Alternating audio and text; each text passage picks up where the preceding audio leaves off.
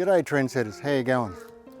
Today I'm standing in the middle of what will be my garlic patch. So it starts up there at the back of the fence that you can see, and I've got about another 4 metres from here to the end. I've dug to here yesterday and I've got to keep digging. The main thing I want to get to do, okay, so the dates are, today's the 20th of March. I know a lot of people are starting to plant their garlic now already. I won't plant mine until around the week of the 20th of April.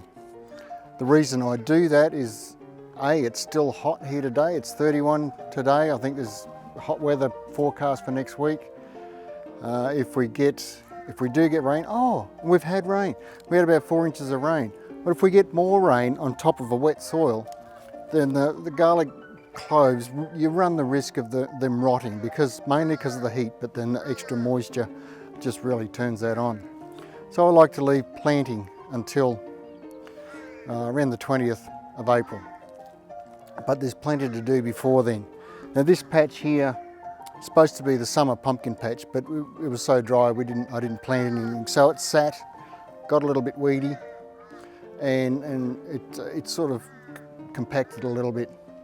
So I have run the digging fork right through it up to here. It's not that hard, but it's just to break it up. So I've dug to a full digging fork's depth and turned it over.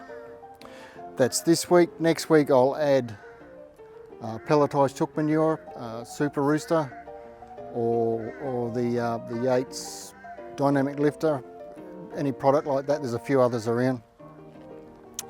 And at the same time, I also want to keep the soil moist, because I need a moist soil to allow the microbes and the fungi and all that sort of stuff that's in the soil to turn the chook manure that I'm adding to the soil, to turn it into a food source that the garlic can use.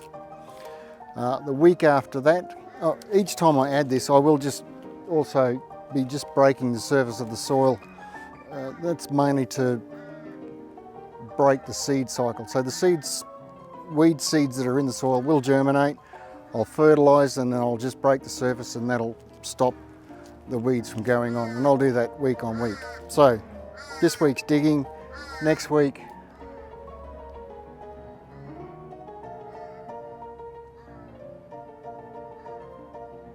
crows.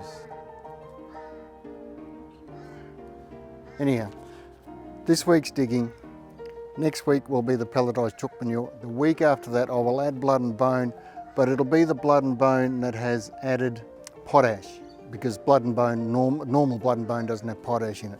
So I'll use I think it's a blood and bone advanced or super or special, something like that. And then that'll be right, water it up again, and I'll just leave it sit for a fortnight before I plant the garlic. Now, just want to talk to you a little bit about this garlic. I don't know what it is, except for possibly some type of soft neck. It doesn't have the skite that comes out like a normal hard neck garlic. I bought it on the way to work about 3 years ago. I just wanted some garlic to bung in the ground. I didn't have anything, so I stopped at the local greengrocers or fruit and veg shop, and the only thing I could find, there was just a bunch of garlic there, and the sign had said Aussie garlic. It didn't say if it was organic, just Aussie garlic, which I took to assume that it was Australian grown, not like Aussie garlic, that's the variety. But to my pleasant surprise, this is the tastiest, most aromatic, flavoursome garlic I've ever had. Like a lot of recipes will say add a clove of garlic to whatever you're cooking. I'll usually use 2 or 3 just to get some sort of flavour out of the garlic I got. This garlic, I only use 1. So over the years, the first year I grew it and I found I liked it, so I kept as much as I could, increased the amount of garlic, and then last year I got a really good crop, and I hope to be able to plant all of this out Was it 16, I don't know if I said that, 16, 18 odd metres, square metres of garden bed, all to garlic, especially this one. It's a really nice garlic. So what else do I want to say? I was just digging over the little patch here that I had left to dig over and thinking to myself about the video, and I just thought there's two things I forgot to mention. One was soil pH. I can remember when I first started growing garlic, there was I wasn't real sure about what the pH of the soil should be.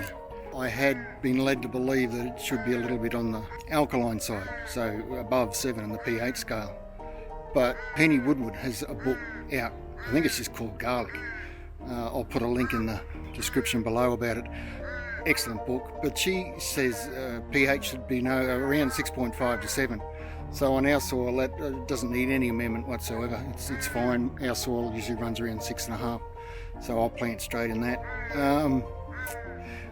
The second thing was this site here where I am is quite windy, and I have seen or read videos or something suggesting that garlic doesn't like growing in wind, but I've had the garlic growing here for the last 2 years without any problems, and it's like a little wind tunnel here, so I don't know if that's a garlic growing myth or a fact or whatever, but it hasn't worried me at all. The third thing, there was another thing. pH, wind, not sure. I'll keep digging. If I think of it, I'll come back. When it comes to growing garlic, or growing pretty much anything in the veggie garden, soil preparation is king. So if you've got a healthy soil, you feed the soil. So that's what all the fertilizers are for. I'm actually feeding the soil. I'm not so much adding fertilizer to feed the plant. Once the soil is nice and rich, then that will feed the plant, and you'll get a nice healthy plant. When you get a nice healthy plant, you eat the plant feeds you. So the most important thing, like the foundation of a house, anything in life, you've got to start with the right foundations. So that's the only reason I'm digging. I don't deep dig every time. I probably deep dig once a year. That's just to open up the soil. And because I really want this garlic to do well, I've decided to do it now before I plant the garlic. The magic of digging gives you time to think. I remembered what I was going to, the other thing was that I wanted to say, and that was soil type. Now garlic does like a loamy, light soil. It doesn't like to be in a heavy sodden soil. It will go rotten. So if you do have a heavy soil, you'll need some sort of a raised bed, or you'll need to do a lot of work with your soil through gypsum and adding organic, lots and lots of organic material to really open up your soil and get it to drain.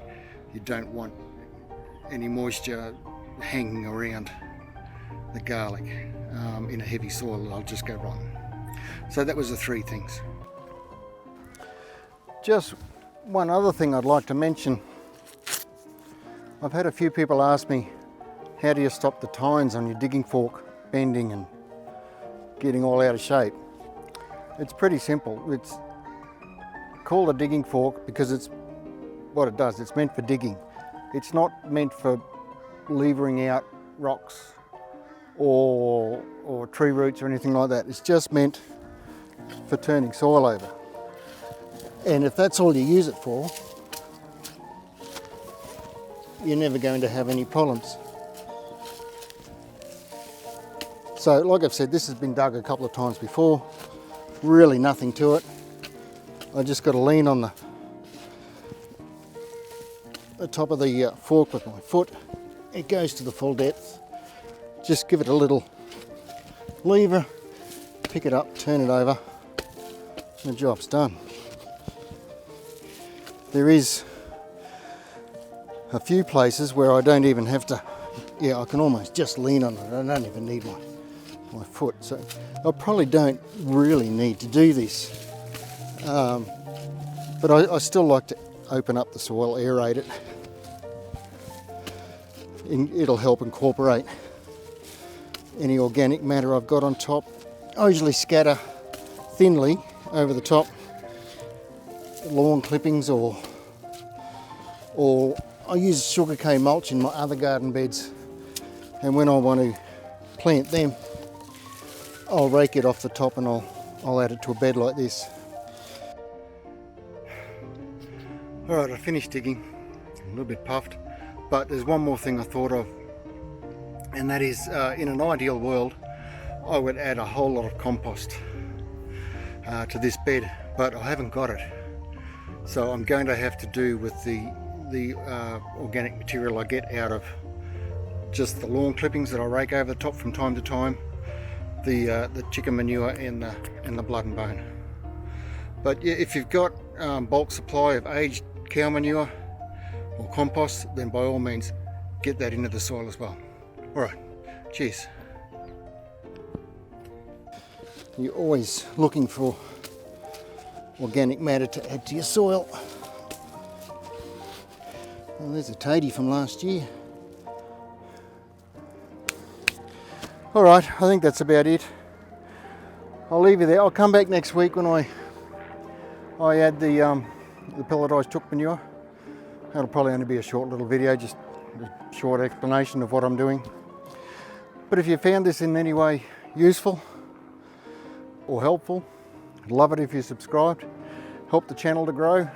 Like the video. The more you like the video, the more YouTube will share it around and help the channel grow again and more. If you've got any questions, leave them in the comments below. Any suggestions on future videos or anything you'd like to know, then again, please just let us know in the comments. Only too happy to help. And the more feedback I get from you guys, the more I can make this a two-way street.